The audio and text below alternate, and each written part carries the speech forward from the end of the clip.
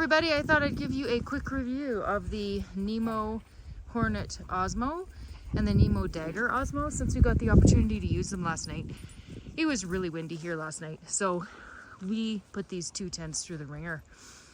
This is the 3-person tent in both instances, and I gotta say, I'm not super impressed.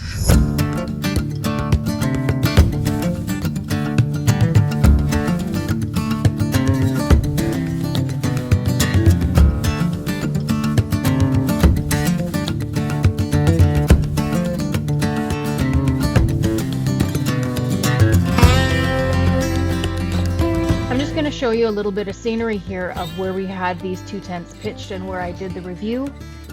We had just spent the entire night holding one of these tents together that we were sleeping in possibly 80 to 100 km/h wind gusts, and we hadn't gotten any sleep the entire night. So I'm going to come across a little bit negative about these tents. We were originally considering purchasing the Nemo Hornet and had the opportunity to try one out on this trip. And we've definitely changed our minds since then. We didn't know we were going to get wind conditions that were so bad. If we knew it, we would have brought a different tent. However, you don't always know what kind of conditions you're going to get in the backcountry, so maybe it's just better to buy a tent that is going to work in all conditions. Make sure you stick around to the end of the video to hear about all of the possible contributing factors to the poor performance of these tents. This tent here, the Hornet, there's a cord down here, not the same cord that's on it right now. There was a gray cord, and this cord snapped in half in the wind. And then this pole over here, this is one of those systems where it's not fully freestanding. It's only got the 2 poles, the one in the middle and the one across the top. And you can see the pole structure there, that one there, and there's the 2 poles coming down on this side. But this side over here doesn't have the 2 poles, it only has the 1 pole. And that 1 pole, as soon as that piece down there snapped in half, this pole here snapped in half. So this is actually only the 2nd time using this tent, and I guess it's gonna have to go back because that's totally unacceptable. So we actually had to fix this with the pole sleeve. The pole sleeves that they give you. I'm not sure if you can see it there, but it's right there, that gray section. So this tent is absolutely not recommended if you're going to be in any sort of wind whatsoever. Not a great design, this non-freestanding tent. I mean, there are lots of non-freestanding tents that are good in the wind, like the Durston X-Mid Pro that uses the trekking poles and whatnot, but this one not so good. So this Osmo over this other Osmo, the Dagger, it did a little bit better in the wind, but this section over here on the back, the pole section, actually folded in the wrong way. Somehow it didn't bend, somehow it didn't break, but it folded in the wrong way, and this side of the tent completely collapsed. So this is not fabulous, but did definitely better. This 3-person here, the Dagger, is way bigger inside than the Hornet. The Hornet actually tapers at the end, and I'll put all the specs on the screen, but I think that the width on the Hornet is skinnier than the Dagger. There's a lot more room in the Dagger. One thing really interesting about the Dagger that I wish a lot more tent manufacturers would do is the little vestibule floor that they give you that hooks inside the vestibule. You can leave it at home if you don't want to use it, but if you do use it, all your gear sitting on that little floor will keep dry. So this tent has a little thing there that you can put your headlamp in to diffuse a light, and it kind of turns into a light. It's got another one over here. It's got a pocket on the corner there. It's got another pocket on the corner right here. It's got a pocket over there, so that's nice. Pocket there. This one's definitely roomier than the Hornet. This one will probably take 2 wide pads and a skinny pad, whereas I think the Hornet will only take 1 wide pad and 2 skinny 20-inch pads. So 125 and and 2 skinny 20-inch pads. I think this will take 2 25-inch pads and a skinny 20-inch pad. I'll have to double check on that. The other thing that I don't love is on the Big Agnes tents, the door on the outside of the vestibule lines up with the door on the inside, the opening, and these don't. You kind of have to go into the vestibule further to get into the tent. The Big Agnes tents have the zips on both sides too. Like they have a zip over here and like they have a zip in the middle. And the zip over on the side is matching up with the door. These don't do that. I really like the fabric on these. Really cool looking fabric. And I think the Nemo tents are a lot lighter this year because of the fabric. Unfortunately, I think maybe the poles might have got lighter. I'm not sure on that, but with the poles snapping and going backwards in on themselves, it wasn't awesome.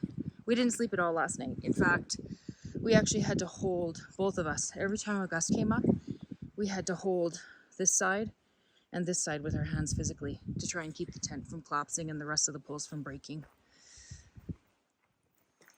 You can see that the fly doesn't come all the way down to the ground on this side. It relies on the panel, the bathtub panel that goes up really high. That's fine. We didn't have any issue with like wind getting in and making us cold, which was good. We slept in this one. Our friend slept in this one. So we slept in the Hornet and our friend slept in the Dagger.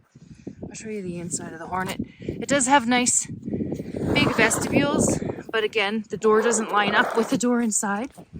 So once you open that door, then you have to go over here and find the zip for the other door. So that's not awesome, right? You can see that the door doesn't line up with the vestibule door doesn't line up with the zip on the inside mesh. This is a cool feature. This pulls out the side of the tent a little bit so that you get a little bit more shoulder room, which is really neat. I've never seen this on a tent before. There's actually some struts there on the bottom to lift up the bathroom floor a little bit higher on the foot end, possible foot end if your head's on the other side, which gives you a little bit more room. I'm inside the Hornet now. This has a very nice big pocket right here. It also has the place where you can put your headlamps, and it's a large pocket as well. You put your headlamp in there, turn it on, and it'll diffuse the light. There's another big pocket up here. This is at the top of the tent, you can see. So this has way bigger pockets than the Dagger, which is really nice.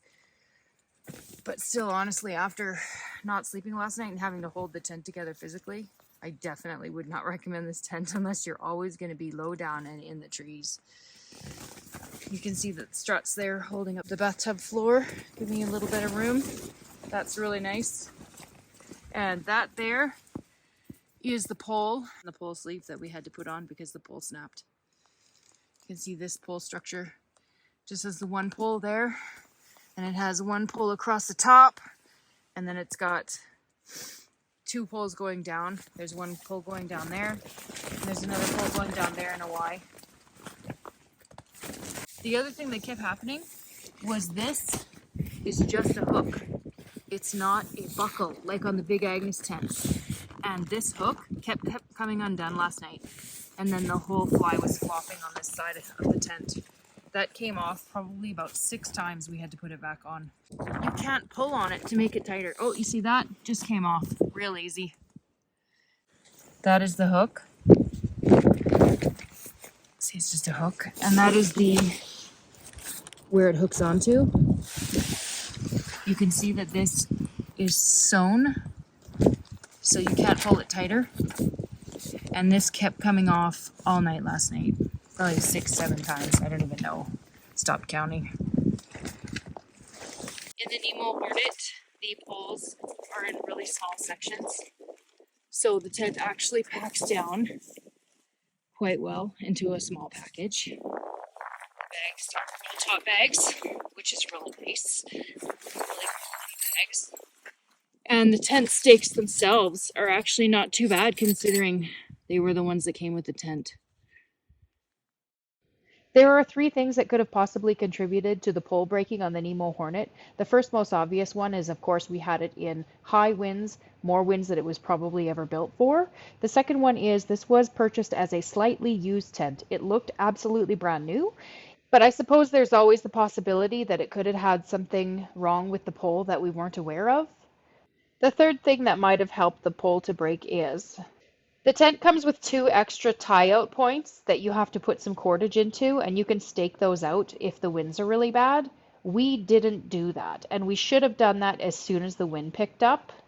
However, I'm not convinced that this would have helped at all because even after we splinted the poles and we staked out those extra tie-outs, we were still having to hold onto the poles on that tent all night to make sure that it didn't collapse in on itself and break the rest of the poles.